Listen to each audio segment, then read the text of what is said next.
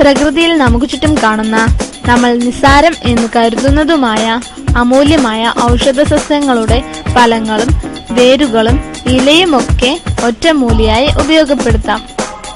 പാർശ്വഫലങ്ങൾ തീരെയില്ലാത്ത ഇത്തരം രീതികൾ ഉപയോഗപ്പെടുത്താൻ ഞങ്ങൾ നിങ്ങളെ സഹായിക്കാം.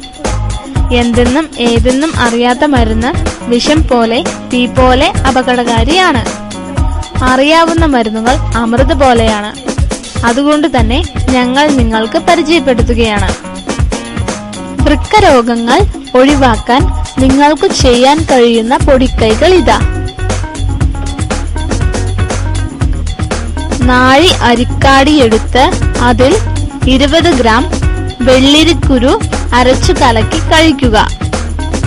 അല്ലെങ്കിൽ തഴുതാമയില തോരൻ വെച്ചു കഴിക്കുന്നതും അത് ചതച്ചിട്ട് കഷായമാക്കി കഴിക്കുന്നതും മൂത്ര തടസ്സം മാറുവാനും വൃക്കയുടെ ആരോഗ്യം സംരക്ഷിക്കാനും ദേഹത്തിലെ നീര് മാറാനും നല്ലതാണ്.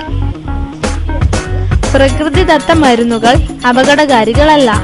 അതിനാൽ ധൈര്യപൂർവം ഉപയോഗിക്കാം. ഉപയോഗം മൂലം മാറ്റമുണ്ടായാൽ തീർച്ചയായും നിരന്തരമായിരിക്കും.